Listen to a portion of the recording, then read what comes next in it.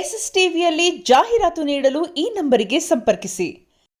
Sir, ಮೊದಲಿಗೆ ಇವಾಗಷ್ಟೇ Shriraksha premiere show ಆಗಿದೆ, ಅದ್ಭುತವಾಗಿದೆ, ಹೌಸ್ಫುಲ್ ಆಗಿದೆ. ಯಾವ ಲೆವೆಲ್ಗೆ ಅಂದರೆ ನಮಗೆ ಕೂತ್ಕೊಳ್ಳೋಕೆ ಜಾಗ ಇಲ್ಲದೆ ಹೊರಗಡೆ ಕೂತಿದ್ದ ಆಯಿತಾ. ಸೊ ಏನು ಹೇಳ್ತೀರಿ? ಮೊದಲನೇದಾಗಿ ಮಾಧ್ಯಮ ಮಿತ್ರರಿಗೆ ಹೃದಯಪೂರ್ವಕ ನಮಸ್ಕಾರಗಳು. ನನ್ನ ಪ್ರಾಜೆಕ್ಟ್ಗೋಸ್ಕರ ನೀವು ಬಂದು ನಿಮ್ಮ ಸಮಯನ ಇಲ್ಲಿ ಸ್ಪೆಂಡ್ ಮಾಡ್ತಾಯಿದ್ದೀರಾ. ಸೊ ತುಂಬ ಖುಷಿಯಾಗುತ್ತೆ. ಹೌಸ್ಫುಲ್ ಅಂತ ಹೇಳಿದ್ರೆ ಇದು ನನ್ನ ಕನಸಿಂದಾಗಿತ್ತು. ಹೌಸ್ಫುಲ್ ಜನ ಬರ್ತಾರೋ ಇಲ್ವೋ ಅಂತ ಅಂದ್ಕೊಂಡಿದ್ದೆ. ಬಟ್ ನೋಡಿದ್ರೆ ಕೂತ್ಕೊಳ್ಳೋದಕ್ಕೂ ಜಾಗ ಇಲ್ಲದೆ ಇರೋಷ್ಟು ಜನ ಬಂದಿದ್ದಾರೆ. ಅದೇ ನನಗೆ ತುಂಬ ದೊಡ್ಡ ಖುಷಿ ಆಯಿತು. ಮತ್ತೆ ಇನ್ನೊಂದು ಶೋ ಮಾಡ್ತಾಯಿದ್ದೀನಿ ಬೇರೆ. ಸೊ ನೀವು ಆ್ಯಕ್ಚುಲಿ ಇದು ನಟನೆ ಜೊತೆ ಡೈರೆಕ್ಷನ್ ಸಹ. ಹೌದು. ಸೊ ಏನು ಹೇಳ್ತೀರಿ ಸರ್? ಸುಮಾರು ಅಂದರೆ ಆ್ಯಕ್ಟಿಂಗ್ ಚಾನ್ಸ್ಗಳನ್ನು ಹುಡುಕಿಕೊಂಡು ತುಂಬ ಕಡೆ ನಾನು ಕೂಡ ಅಲ್ಲಾಡಿದ್ದೆ. ಕೆಲವು ಕಡೆ ಸಿಗೋದು, ಕೆಲವು ಕಡೆ ಸಿಗ್ತಾ ಇರಲಿಲ್ಲ. ಸೊ ಲೈಫಲ್ಲಿ ತುಂಬ ದೊಡ್ಡವರೊಂದು ಮಾತು ಹೇಳೋರು, ಮೊದಲನೇ ಸ್ಟೆಪ್ ಅಷ್ಟೇ ಕಷ್ಟ. ಸೊ ಆಮೇಲೆ ಇಟ್ಟಿದ್ದೆಲ್ಲ ಎಲ್ಲ ಸ್ಟೆಪ್ಪು ಕೂಡ ಈಸಿ ಅಂತ. 100% ಅದು ನಿಜನೇ, ಒಪ್ಕೊಳ್ಳೋ ಮಾತೆ. ಬಟ್ ಆದರೆ ಮೊದಲನೇ ಸ್ಟೆಪ್ ಇಟ್ಟು ಮತ್ತೆ ವಾಪಸ್ ಅದೇ ಸ್ಟೆಪ್ಪಿಂದ ಕೆಳಗಡೆ ಬಿದ್ದು ಮತ್ತು ಅದೇ ಸ್ಟೆಪ್ ಹತ್ತಬೇಕು ಅಂದರೆ ಅದು ಇದಕ್ಕಿಂತ ಕಷ್ಟ. ಸೊ ಆ ಥರ ನನ್ನ ಲೈಫಲ್ಲಿ ಒಂದು ನಡೀತು. ಒಂದು ರಿಯಾಲಿಟಿ ಶೋನಲ್ಲಿ ಸಕ್ಸಸ್ ಕಂಡೆ, ರನ್ನರ್ ಅಪ್ ಕೂಡ ಆದೆ. ಸೊ ಒಂದು ಚಿಕ್ಕ ಕಾಂಟ್ರವರ್ಸಿ ಇಡೀ ಲೈಫ್ನ ಮತ್ತೆ ಕೆಳಗಡೆ ಹಾಕ್ತು. ಮತ್ತೆ ವಾಪಸ್ ಆ ಸ್ಟೆಪ್ನೇ ಹತ್ತಾ ಇದ್ದೀನಿ. ಸೊ ಈ ಪ್ರಯತ್ನದಲ್ಲಿ ತುಂಬ ಹುಡುಕಾಟಗಳನ್ನ ಮಾಡಿದೆ, ತುಂಬ ಅಲ್ದಾಡಿದೆ. ಬಟ್ ಎಲ್ಲೋ ಒಂದು ಕಡೆ ನಾನು ಅಂದ್ಕೊಂಡಿದ್ದ ಥರ ನನಗೆ ಸಿಗ್ತಾ ಇಲ್ಲ. ಏನಾದರೂ ಮಾಡಬೇಕಲ್ಲ, ಏಜ್ ಬೇರೆ ಬಾರಾಗ್ತಾಯಿದೆ, ಆದಷ್ಟು ಬೇಗ ಏನಾದರೂ ಮಾಡಬೇಕಲ್ಲ ಅನ್ನೋ ಒಂದು ಕುತೂಹಲ. ಸೊ ಹಾಗಾಗಿ ನನ್ನನ್ನು ನಂಬಿ, ನನ್ನ ಕಥೆನ ನಂಬಿ ಮೋಹನ್ ರೆಡ್ಡಿ ಸರು ಪ್ರೊಡ್ಯೂಸ್ ಮಾಡ್ತೀನಿ ಕಣೋ ನೀನು ಮಾಡೋ ಅಂತ ಹೇಳಿದ್ದಕ್ಕೆ ನಾನೊಂದು ಕಥೆನ ರೆಡಿ ಮಾಡಿ, ಸೊ ಡೈರೆಕ್ಷನ್ ಇದಕ್ಕಿಂತ ಮುಂಚೆ ನಾನು ಡಿಟೆಕ್ಟಿವ್ ಸೋಮಶೇಖರ್ ಅಂತ ಮಾಡಿದ್ದೆ, ವೆಬ್ ಸೀರೀಸು. ಅದನ್ನು ಡೈರೆಕ್ಷನ್ ಬಂದ್ಬಿಟ್ಟು ನಂದಿರಾಜ್ ಶಿವಮೊಗ್ಗ ಅಂತ ಮಾಡಿದ್ರು. ತುಂಬ ಚೆನ್ನಾಗಿ ಅದ್ಭುತವಾಗೇ ಮಾಡಿದ್ದಾರೆ, ಇಲ್ಲ ಅಂತ ಹೇಳಲ್ಲ. ಆದರೆ ನನ್ನ ಕತೆಗೆ ನಾನೇ ಡೈರೆಕ್ಷನ್ ಮಾಡಿದ್ರೆ ಅದು ವರ್ಕ್ ಆಗುತ್ತೆ. ಯಾಕೆಂದರೆ ನನ್ನ ವಿಷುವಲ್ಸ್ ನನ್ನ ಮೈಂಡಲ್ಲಿರೋದು ನಾನು ಮಾಡಿದಾಗಲೇ ಅದ್ರ ಒಂದು ಕ್ಲಾರಿಟಿ ಸಿಗುತ್ತೆ. ಯಾಕೆಂದರೆ ನನ್ನ ಕಥೆನ ನಾನು ಇನ್ನೊಬ್ರು ಕೈಲಿ ಮಾಡಿಸ್ಬಿಟ್ರೆ ಅವ್ರ ವಿಷನ್ಸ್ ಬರುತ್ತೆ. ಇಲ್ಲ, ನನಗೆ ನನ್ನ ವಿಷನ್ಸೇ ಬರಬೇಕು ಅನ್ನೋದಕ್ಕೋಸ್ಕರ ನಾನೇ ಡೈರೆಕ್ಷನ್ಗೆ ಹೇಳಿದೆ. ಆ್ಯಕ್ಟಿಂಗ್ ಕೂಡ ಅಷ್ಟೇ. ಒಂದೇನಬೇಕು ಅಂತಂದರೆ ಇದು ಎಷ್ಟೋ ಜನ ಫ್ಯಾಮಿಲೀಸ್ಗಳನ್ನು ನಾನು ಕೇಳಿದ್ದೀನಿ. ನನ್ನ ಫ್ರೆಂಡ್ ಸರ್ಕಲ್ಗಳಲ್ಲೇ ಅಣ್ಣ ತಂಗಿ ಕತೆಗಳಲ್ಲಿ ಆಲ್ಮೋಸ್ಟ್ ಈ ಥರದ ಕತೆಗಳೇ ನಡೆದಿದೆ. ಈವನ್ ನಮ್ಮೂರಲ್ಲೂ ಕೂಡ ಈ ಥರ ಸಣ್ಣ ಪುಟ್ಟ ಕಥೆಗಳಿದೆ. ಆ ಅಣ್ಣಂದ್ರುಗಳನ್ನ ನೋವುಗಳನ್ನ ನಾನು ಪ್ರತಿ ದಿವಸ ಬಾರಲ್ಲಿ ಕೂತ್ಕೊಂಡು ಕೇಳ್ಕೊಬೇಕಾದ್ರೆ ಅವರು ಹೇಳ್ತಾ ಇದ್ದಿದ್ದ ಕತೆಗೂ ಆ ನೋವು ಅನ್ನೋದು ಎಕ್ಸ್ಪ್ರೆಸ್ ಮಾಡ್ತಾಯಿದ್ರು, ಗೊತ್ತಾ. ಸೊ ಅದು ಎಲ್ಲೋ ಒಂದು ಕಡೆ ಟಚ್ ಆಗ್ತಾಯಿತ್ತು. ಈ ಕಥೆನ ಅದೇ ಥರನೇ ಇಟ್ಟುಕೊಂಡು ಯಾವ ರೀತಿ ಇರುತ್ತೆ. ಎಷ್ಟೋ ಸಿನಿಮಾಗಳಲ್ಲಿ ಒಂದು ಮನೆಯಿಂದ ಹುಡುಗೋ ಹೆಣ್ಮಗುಗೆ ಅವ್ರ ಅಪ್ಪ ಅಮ್ಮನ ನೋವು ಹೇಗಿದೆ ಅನ್ನೋದು ತೋರಿಸಿದ್ರೆ, ಬಟ್ ಒಬ್ಬ ಅಣ್ಣನ ನೋವು ಹೇಗಿರುತ್ತೆ ಅನ್ನೋದನ್ನು ತೋರಿಸ್ಬೇಕು. ಸೊ ಅಲ್ಲಿ ವರ್ಕೌಟ್ ಆಗುತ್ತೆ ಅಂತ ಹೇಳಿ ಐಡಿಯಾ ಮಾಡಿ ಸೊ ಈ ಪ್ರಾಜೆಕ್ಟ್ನ ಮಾಡಿದ್ದೆ ಸರ್. ನಿಮ್ಮ ತೆರೆ ಮೇಲಿನ ತಂಗಿ ಹೇಗಾಕೆ ಅದ್ರ ಬಗ್ಗೆ ಸ್ವಲ್ಪ ತೆರೆ ಮೇಲಿನ ತಂಗಿ ಹೇಗಾಕೆ ಹೇಗೆ ಆಯ್ಕೆ ಆದರು ಅಂತಂದರೆ, ನಾನು ಇನ್ಸ್ಟಾಗ್ರಾಮ್ಗಳಲ್ಲೆಲ್ಲ ನೋಡ್ತಾ ಇದ್ದೆ. ಆ್ಯಂಡ್ ಇವ್ರದ್ದು ಯೂಟ್ಯೂಬ್ಗಳಲ್ಲೆಲ್ಲ ಮೂವೀಸ್ಗಳೆಲ್ಲ ಮಾಡ್ತಾಯಿದ್ರು. ರಂಗಭೂಮಿ ಕಲಾವಿದೆ ಅನ್ನೋದು ಕೂಡ ಗೊತ್ತಾಯಿತು. ಸೊ ನಾನು ಹುಡುಕ್ತಾ ಇರೋ ಕತೆಗೆ ಈ ತಂಗಿ ಕ್ಯಾರೆಕ್ಟ್ರಿಗೆ ಹೇಳಿ ಮಾಡಿಸ್ದಂಗಿರ್ತಾಳೆ, ಇವಳೇ ಬೇಕು ಮೇಯ್ನಾಗಿ ಅಂತ ಹೇಳಿಬಿಟ್ಟು ಫಸ್ಟು ಒಂದು ಆಪ್ಷನ್ಸ್ಗಳೇನಪ್ಪ ಅಂತಂದರೆ ಇಲ್ಲಿ ಇವ್ರು ದುಡ್ಡು ಕೇಳ್ಬಿಟ್ರೆ ಏನು ಮಾಡೋದು ಅಂತ ಭಯ ಇತ್ತು. ಫೋನ್ ಮಾಡಿ ಮೇಡಮ್ ನಂದೊಂದು ಶಾರ್ಟ್ ಫಿಲಮ್ ಇದೆ ಅಂತ ಹೇಳಿದ್ದಕ್ಕೆ ಫಸ್ಟೇ ದುಡ್ಡೆಲ್ಲ ಎತ್ಬಿಡ್ತಾರೋ ಅನ್ನೋ ಭಯ. ನನ್ನ ಹತ್ರ ದುಡ್ಡಿಲ್ಲ, ನಾನು ಪೇ ಮಾಡೋದಕ್ಕೆ ನಾನು ರೆಡಿ ಇಲ್ಲ.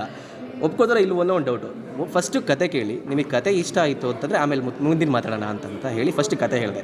ಕತೆನ ಇಷ್ಟಪಟ್ಟ ಮೇಲೆ ಆಮೇಲೆ ನನ್ನ ಹತ್ರ ದುಡ್ಡು ಪೇ ಮಾಡೋದಕ್ಕೆ ಏನೂ ಇಲ್ಲ ಅಂತಂದಿದ್ದಕ್ಕೆ, ಇಲ್ಲ ನನಗೆ ಕತೆ ಇಷ್ಟ ಆಯಿತು ನಾನು ಮಾಡ್ತೀನಿ ಅಂತ ಹೇಳ್ಬಿಟ್ಟು ವಿತೌಟ್ ಪೇಮೆಂಟ್ ವರ್ಕ್ ಮಾಡಿಕೊಟ್ಟಿದ್ದಾರೆ. ಹೌದಾ ಮೇಡಮ್? ಹೌದು, ಕಾಫಿನೂ ಕೊಡಿಸಿಲ್ಲ, ನಾನು ಕೊಡಿಸ್ತೀನಿ ಅಂತ ಹಾಗೆ ಹಚ್ಚಿದ್ದಾರೆ. ಹೇಗಿತ್ತು ಮೇಡಮ್ ಇವತ್ತು ಶ್ರೀರಕ್ಷಾ? ತುಂಬ ಚೆನ್ನಾಗಿತ್ತು. ಆ್ಯಕ್ಚುಲಿ ನನಗೆ ಕತೆ ಒಂದು ಲೈನ್ ಹೇಳಿದರು ಅಷ್ಟೇ, ಬಿಟ್ಟರೆ ಫುಲ್ ಕತೆ ಏನೂ ಗೊತ್ತಿರಲಿಲ್ಲ. ಹೇಳಿದ್ರು ಅಣ್ಣ ತಂಗಿದು ಈ ಥರ ಕಾನ್ಸೆಪ್ಟು ಅಂತ ಹೇಳಿ. ಅವಾಗ ನನಗೆ ಓಕೆ ಆಗಿದ್ದು. ಅದಾದಮೇಲೆ ಅವರೇ ಹೇಳ್ದಂಗೆ ಕಂಟೆಂಟ್ ಇಂಪಾರ್ಟೆಂಟು. ಇವಾಗ ಅಷ್ಟು ನೋಡಿದ್ಮೇಲೆ ಅದನ್ನೇ ಅಂದೆ. ಫಸ್ಟ್ ಆಫ್ ಆಲ್ ನಾನು ಹೋಲ್ ಸಿನಿಮಾ ಫಸ್ಟ್ ನಾನು ಇವಾಗಲೇ ನೋಡ್ತಾ ಇರೋದು. ಕ್ವಾಲಿಟಿ ಇರ್ಬೋದು, ಮೇಕಿಂಗ್ ಇರ್ಬೋದು, ಸಿನಿಮಾಟೋಗ್ರಫಿ, ಡೈರೆಕ್ಷನ್ನು ನೆಕ್ಸ್ಟ್ ಲೆವೆಲ್ ಬಂದಿದೆ. ನಾನು ಇದ್ದಿದ್ದು 2 ದಿನ ಶೂಟಿಂಗಿಗೆ, ಆಮೇಲೆ ಮಿಕ್ಕಿದ್ದು ಯಾವ ಪೋರ್ಷನಲ್ಲೂ ನಾನು ಇರಲಿಲ್ಲ. ಅವ್ರು ಇರೋ ಅಂದ್ರೂ ನಾನು ಇಲ್ಲ ಹೋಗಬೇಕು ಅಂತ ವಾಪಸ್ ಹೊರಟ್ಬಿಟ್ಟಿದ್ದೆ. ಸೊ ತುಂಬ ಚೆನ್ನಾಗಿ ಮಾಡಿದ್ದಾರೆ. ನನಗೆ ಗೊತ್ತಿರಲಿಲ್ಲ ಅಣ್ಣ ಇಷ್ಟು ಚೆನ್ನಾಗಿ ಮಾಡ್ತಾರೆ ಅಂತ. ಇದಕ್ಕೂ ಮುಂಚೆ ಒಂದು ಸಿನಿಮಾದಲ್ಲಿ ಹೀರೋಯಿನ್ ಆಗೋ ಸಹ ಆ್ಯಕ್ಟ್ ಮಾಡಿದರೆ. ಹೌದು ಹೌದು. ನಾನು ಅದನ್ನೇ ಹೇಳ್ತಿದ್ದೆ ಅವಾಗಲೇ ಬಂದ ತಕ್ಷಣ. ಆ್ಯಕ್ಚುಲಿ ಇದಕ್ಕೆ ಮುಂಚೆ ನಾನು 80+ ಶಾರ್ಟ್ ಫಿಲ್ಮ್ಸಲ್ಲಿ ಆ್ಯಕ್ಟ್ ಮಾಡಿದ್ದೀನಿ. ಎಲ್ಲ ಉತ್ತರ ಕರ್ನಾಟಕ ಕಡೆ ಜಾಸ್ತಿ ಮಾಡಿರೋದು. ಸಿನಿಮಾನೂ ಕೂಡ ನಂದು ಉತ್ತರ ಕರ್ನಾಟಕನೇ ಆಗಿರೋದು. 1 ವರ್ಷ ಗ್ಯಾಪ್ ತೊಗೊಂಡೆ, ಸಿನಿಮಾ ಮಾಡಲಿಲ್ಲ. ಅದ್ರ ನಂತರ ಶುರು ಮಾಡಿದ್ದೆ ಫಸ್ಟು ಶ್ರೀರಕ್ಷಾ. ಲಕ್ಕು 1 ವರ್ಷ ಆದ ನಂತರ ಶ್ರೀರಕ್ಷಾ ಮಾಡಿದ್ದು. ಇವಾಗ ಬ್ಯಾಕ್ ಟು ಬ್ಯಾಕ್ ಪ್ರಾಜೆಕ್ಟ್ಸ್ ಮಾಡ್ತಾನೇ ಇದ್ದೀನಿ.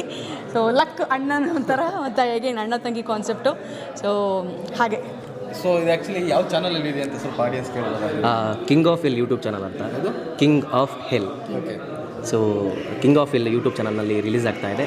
ಗುರುವಾರ ರಿಲೀಸ್ ಆಗುತ್ತೆ. ದಯವಿಟ್ಟು ಕಂಟೆಂಟ್ನ ಪೂರ್ತಿಯಾಗಿ ನೋಡಿ ಹೇಗೆ ಅನ್ನಿಸ್ತು ದಯವಿಟ್ಟು ಕಮೆಂಟ್ ಮಾಡಿ. ಇಷ್ಟ ಆದರೆ ಮಾತ್ರನೇ ಶೇರ್ ಮಾಡಿ. ನಿಮಗೆ ಇಷ್ಟ ಆಗಿಲ್ಲ ಅಂತಲೇ ಕಮೆಂಟ್ ಮಾಡಿ. ಏನಕ್ಕೆ ಇದನ್ನು ಹೇಳ್ತಾ ಇದ್ದೀನಿ ಅಂತಂದರೆ, ಆ ಕತೆ ಮೇಲೆ ಅಷ್ಟು ನಂಬಿಕೆ ಇಟ್ಟಿದ್ದೀನಿ ನಾನು, ಅಷ್ಟು ಹೋಪ್ ಇದೆ. ಇದು ಅಂದರೆ ನಾನು ಅಷ್ಟು ನಂಬ್ತಾ ಇದ್ದೀನಿ, ಈ ಕತೆ ಎಲ್ರಿಗೂ ಇಷ್ಟ ಆಗುತ್ತೆ ಅನ್ನೋದನ್ನು ನಾನು ನಂಬ್ತೀನಿ. ಇಲ್ಲ ಮೇಡಮ್, ಫ್ರೇಮ್ ಬನ್ನಿ ಮೇಡಮ್.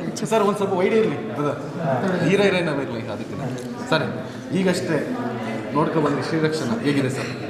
ಈಗಷ್ಟೇ ನೋಡ್ಕೊಂಬಂದೆ ಶ್ರೀರಕ್ಷಾ ಕಿರುಚಿತ್ರನ. ತುಂಬಾ ಚೆನ್ನಾಗಿದೆ, ಒಂದೊಳ್ಳೆ ಪ್ರಯತ್ನ ಅಂತ ಹೇಳ್ಬೋದು. ತುಂಬಾ ಖುಷಿಯಾಯಿತು. ಎಲ್ಲರೂ ನೋಡಬೇಕು. ಒಂದು ಸೋಷಿಯಲ್ ಮೆಸೇಜ್ ಅಂತೂ ಖಂಡಿತ ಇದೆ ಒಂದು ಚಿತ್ರದಲ್ಲಿ. ಪ್ರತಿಯೊಬ್ಬರು ನೋಡಿ ಹಾರೈಸಿ. ಇಂಥ ಚಿತ್ರಗಳಿಗೆ ಎಲ್ಲ ಕನ್ನಡದ ಪ್ರೇಕ್ಷಕರ ಬೆಂಬಲ ಬೇಕು, ತಪ್ಪದೆ ಬೆಂಬಲಿಸಿ. ಸೊ ಮುತ್ತು ಅವರು ಆ್ಯಕ್ಟಿಂಗ್ ಜೊತೆ ಡೈರೆಕ್ಷನ್ ಮಾಡಿದ್ದಾರೆ, ಏನು ಹೇಳ್ತೀರಿ ಮುತ್ತು ಅವರು? ಸರ್ ತುಂಬಾ ಚೆನ್ನಾಗಿ ಮಾಡಿದ್ದಾರೆ, ತುಂಬಾ ಖುಷಿಯಾಯಿತು. ಹಾಗೆ ಮೇಡಮ್ ಅವರ ಚಿತ್ರನೂ ನೋಡಿದ್ದೀನಿ ನಾನು. ಹಿಂದೆ ಇನ್ನೊಂದು ಚಿತ್ರನೂ ಇವ್ರದ್ದು ಬಿಡುಗಡೆ ಆಗಿತ್ತು, ಬೆಳಗಾವಿ ಟೀಮ್ ಅವ್ರ ಜೊತೆಯಾಗಿ ಜೊತೆ ತಂದೆ ಮಗಂದ ಒಂದು, ಅದನ್ನು ತುಂಬಾ ಚೆನ್ನಾಗಿ ಮಾಡಿದರು. ಸೊ ಒಟ್ಟಿನಲ್ಲಿ ಒಂದು ಒಳ್ಳೆ ಚಿತ್ರ. ಹೌದು, ಇಲ್ಲ ನಾನು ಹೇಳಿದ್ದೆ ಆ ಒಂದು ಚಿತ್ರದ್ದು, ಆದರೆ ಈ ಒಂದು ಚಿತ್ರದಲ್ಲೂ ಕೂಡ ಇವರ ಒಂದು ಪಾತ್ರನೂ ತುಂಬಾ ಇಷ್ಟ ಆಯಿತು ನನಗೆ. ತುಂಬ ಖುಷಿ ಆಯಿತು. ಒಳ್ಳೇದಾಗಲಿ. Thank you. ಏನು ಹೇಳ್ತೀರಿ?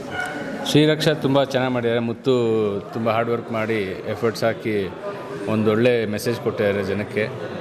ಮತ್ತು ನಾನು ಪ್ರೊಡ್ಯೂಸರ್ ಆಗಿ ಮುತ್ತುಗೆ ಸಹಾಯ ಮಾಡಿ ತುಂಬ ಕಷ್ಟಪಡೋದು ನೋಡಿ, ಟ್ಯಾಲೆಂಟ್ ಇರೋದು ಗಮನಿಸಿ ಗುರುತಿಸಿ ನಾನು ಸಹಾಯ ಮಾಡಿ ಒಂದು ಒಳ್ಳೆ ಮೂವಿ ಮಾಡಲಿ ಅಂತ ಪ್ರೋತ್ಸಾಹ ಮಾಡಿದ್ದೆ. ನೋಡೋರೆ ತುಂಬ ಅದ್ಭುತವಾಗಿ ಬಂದಿದೆ ಮೂವಿ. ಇದೇ ರಕ್ಷಾಬಂಧನ್ ಈ ತಿಂಗಳಲ್ಲಿರೋ ಅಪ್ಕಮಿಂಗ್ ಇರೋದ್ರಿಂದ, ಸೊ ರಕ್ಷಾಬಂಧನ್ ಒಳಗಡೆ ಇದನ್ನು ರಿಲೀಸ್ ಮಾಡಿ ಜನಕ್ಕೆಲ್ಲರಿಗೂ ಅಣ್ಣ ತಂಗಿ ಅಕ್ಕ ಅಣ್ಣ ತಂಗಿ ಎಲ್ಲರಿಗೂ ಒಂದು ಒಳ್ಳೆ ಮೆಸೇಜ್, ಸೊಸೈಟಿಗೆ ಒಳ್ಳೆ ಮೆಸೇಜ್ ಕೊಡುತ್ತೆ ಅಂತ ನಾನು ಭಾವಿಸಿದ್ದೀನಿ. ಸರ್ ಆಡಿಯನ್ಸ್ ಹೇಳ್ತಿರೋದು ಇದನ್ನು ಯಾಕೆ ನೀವು ಸಿನಿಮಾ ಮಾಡಬಾರ್ದು ಅಂತ ಕೇಳ್ತಾ ಇದ್ದಾರೆ, ಏನು ಹೇಳ್ತೀರಿ ಸರ್? ಡೆಫಿನೆಟಾಗಿ ಮುಂದಿನ ದಿವಸದಲ್ಲಿ ನಾವು ಪ್ಲ್ಯಾನ್ ಮಾಡಿದ್ದೀವಿ, ಮುತ್ತು ಒಳ್ಳೆ ಚೆನ್ನಾಗಿ ಹೀರೋ ಆಗಿ ಬೆಳೆಸೋಣ ಅಂತ. ಡೆಫಿನೆಟಾಗಿ ಮಾಡ್ತೀವಿ. ನಮ್ಮೆಲ್ಲರ ಆಶೀರ್ವಾದದಿಂದ ಮಾಡೇ ಮಾಡಿ. SS TV ಸಿನಿಮಾ ಜಗತ್ತಿನ ಕ್ಷಣ ಕ್ಷಣದ ಸುದ್ದಿಯೊಂದಿಗೆ.